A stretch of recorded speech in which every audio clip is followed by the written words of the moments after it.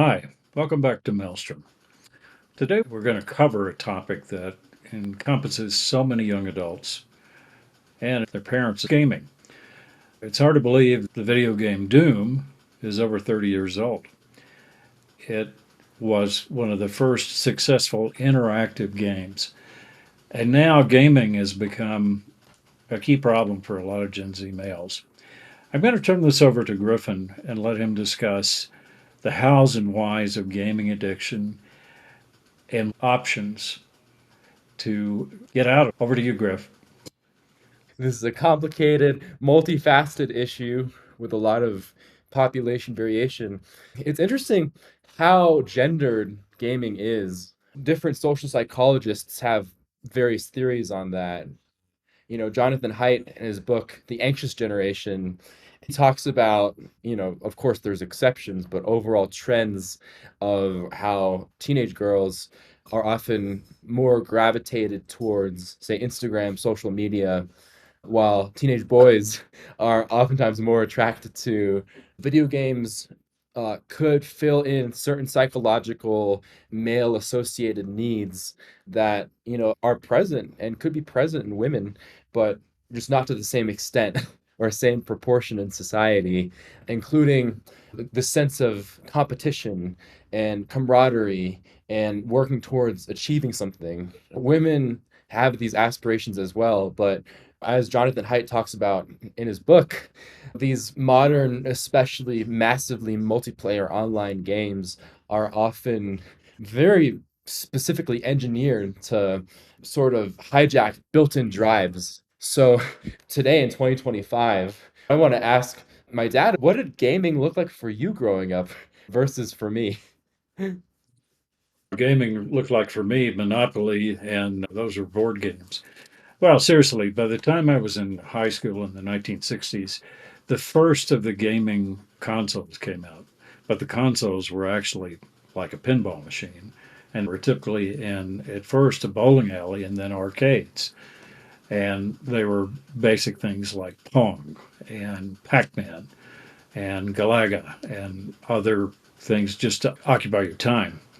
I think the real problem with gaming didn't occur until there was increased broadband, and that's a fairly recent addition to the formula for taking Gen Z males away from their real life into an artificial life. The game Doom is an excellent example. I personally believe that, and we're going to talk about this topic of young men and guns and killing, one of our upcoming podcasts. And video games get a lot of reputation for being causal for violence. I'm not sure about that, but I do believe they are one way that people train themselves how to shoot a weapon and how to be more accurate with it. But it's a very different world of interactive play. It's become a stereotype of a lot of Gen Z males who sit in a dark room all night long, eat chips, and play video games. And Mountain So, Dew, part of the stereotype. yeah, talk some about what the typical video game is that becomes addictive and why. So personally, I don't play a lot of games, but when I do, I enjoy Nintendo, like Mario, really casual fun. I've never gotten into more addictive types of game for some people. Nintendo could be addictive, but especially games that have elements within them that essentially simulate gambling, but on a legal level. For example, with loot boxes. Have you heard of loot boxes before? No. In a game, you win a match, and then you'll have this crate with a question mark on it, and it's completely random what's in that crate, but there's like a 2% chance you get something really rare and really valuable in the game. So you could do it that way, or you could like pay in-game currency or like an in-app purchase to essentially buy more of these crates. So you can't actually buy that item directly, but you're essentially playing this slot machine, essentially, or playing something similar to being in a casino where you have this random chance of getting something really rare and valuable. And there's a lot of psychological studies and perspectives that state these intermittent rewards, not getting the same good thing in the game or in general all the time, or knowing that's going to be bad or etc., but having that small chance it could be good, and that anticipation is really damaging and has a greater chance of addiction compared to, say, playing a Mario game, even though I find those games very fun. So it's literally, Yeah, once again, simulating what it's like to gamble, but they're basically like going past regulations because it's not officially gambling, because it's fake in-game currency. And well, you also have to interrupt. level of abstraction with the in-game currency. So it's not like you're buying these crates, loot boxes with your money directly. You pay for in-game currency, and that's been psychologically proven to have that extra layer of abstraction so that people don't pay attention to their spending and pay more. Yeah, just to interrupt for a moment, Griff. In general, online gambling has become a tremendous problem, certainly far beyond Gen Z and far beyond men. It created a new problem for gambling addiction.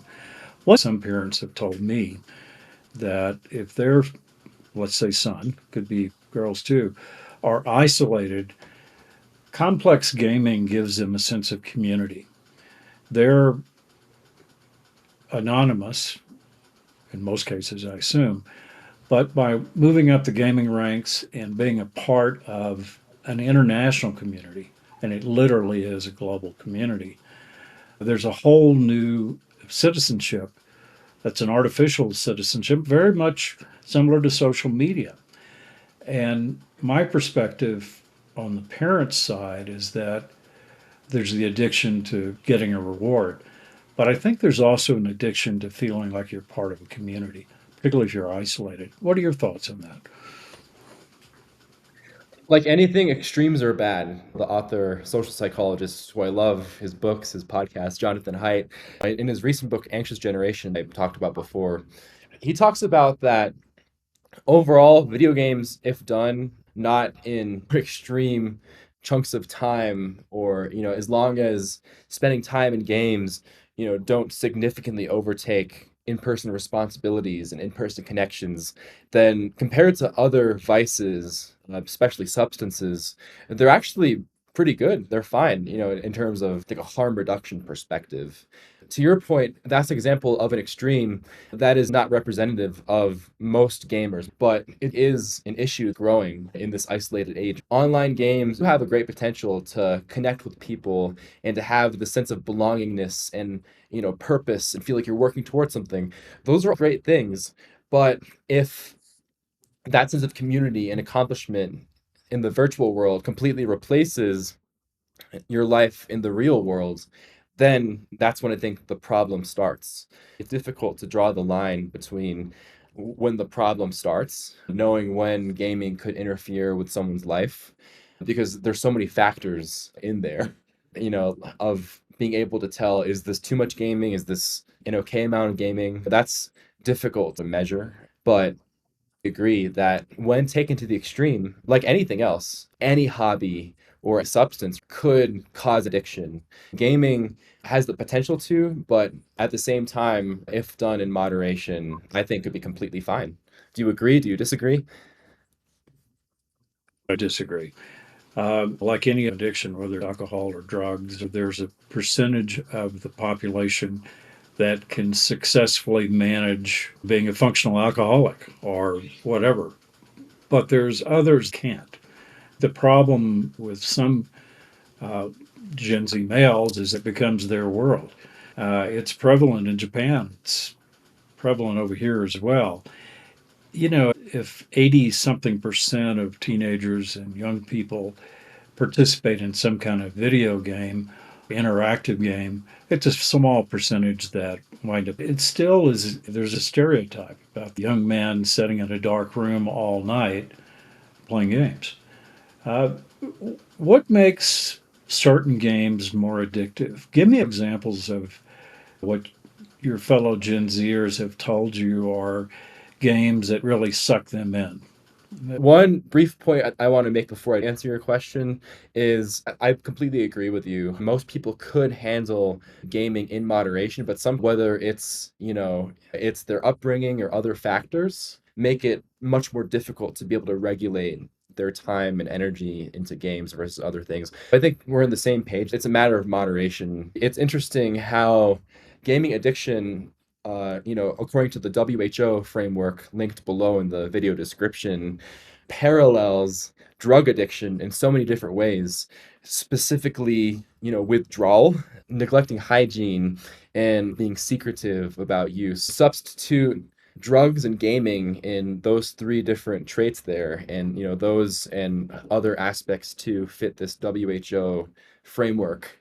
So there's that. And then to answer your question about what are traits of games that make them addictive, I had talked about loot boxes and intermittent rewards when I was a computer science major in school. I refused to play it, but I know people who played the game called League of Legends.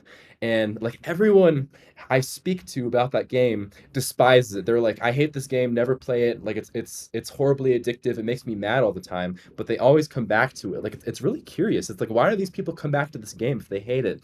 What makes it so Exactly. addictive?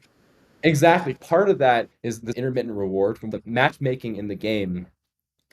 It fluctuate between opposing teams who are too easy or too hard. So you feel confident and then you want to get the other team back. So that kind of keeps you on there. It's not the same level of difficulty all the time with this multiplayer online game. That's another thing too. So it's not only being on your own, it's competing against other people, and especially people with that drive to outdo others in the game. That sense could exacerbate that addiction. That's one example I've seen. To summarize, intermittent rewards is the number one thing. Do you think that's more of a factor than the community? I'd say both. Intermittent rewards are slightly more of a trait than the community, well, especially with social media as well. Like, the Instagram, Facebook, TikTok algorithm is also designed like a slot machine. Like that swipe to refresh is like, literally like designed to psychologically manipulate you into having that sense of like randomness to it, of like, oh, am I going to get something interesting or not? So it's a similar approach to addicting people. True gaming addiction is a very small percent of people, but it's all part of distraction. It's, to me, it's in the same realm of social media and other things that are easy distractions. And for most people, it's not a problem, but it is another symptom of isolation. It's another symptom of trying to create an artificial world because the world you're in is not really very good, either because you're not getting any direction or you really don't get any positive feedback for what you do, or you're kind of lost. What would you like to wrap up on this, Griff? And what do you see some good topics for us to explore in some future podcasts that are related to gaming and addiction? I want to follow up with a few things about isolation and having people's needs accounted for in games. Video games could be designed to have a satisfying difficulty curve where you learn the basics and then progress into being more skilled. We've touched on built-in community with multiplayer games and other factors where perhaps a lot of men, especially those feeling lost and isolated, may gravitate towards games because these games fulfill needs not being met. For example, if things feel overwhelming, if they feel disconnected, if they feel like everything is too difficult, games could provide safety, security, community, not necessarily ease because there's challenge, but a satisfying skill curve or ability to pick things up versus being thrown into the pits of life. That's why young men may be more vulnerable to gaming addiction. And then how that's going to connect to future episodes is we'll be discussing related topics like the alt-right pipeline or the Andrew Tate adjacent pipeline on YouTube for similar reasons why men, both in my life, but also in general, often get exploited by red pill content. That's a topic we'll be discussing more about AI, But social media, what and larger what is cultural. red pill content? Red pill content is a blanket term for content made for men to appeal to their insecurities, to basically sell a course or promote some economic need for the creators. So that's part of it. I could probably think of a better definition later. Red pill or blue pill? Yeah, That, that I can understand. what's funny is these hyper masculine figures online, like you talk about the red pill, it's like you gotta escape the matrix and blah blah blah blah blah, within this like this hyper masculine like narrative. But what's funny is the directors of the Matrix are two trans women that revealed the red pill versus blue pill metaphor was for coming out as a transgender woman. So it's kind of ironic how these hyper masculine spaces are using an analogy intended to talk about being transgender woman. They created a $1 billion empire on transgender identity. Thank you for listening to us today. We're continuing to add to our website. We're adding more external content. Follow us on Substack. And we are releasing our guide for the Gen Z male, which will have some of the links for many of the books that Griffin has mentioned. Also, some links for people that may need help. That's it for me. Griff, anything else?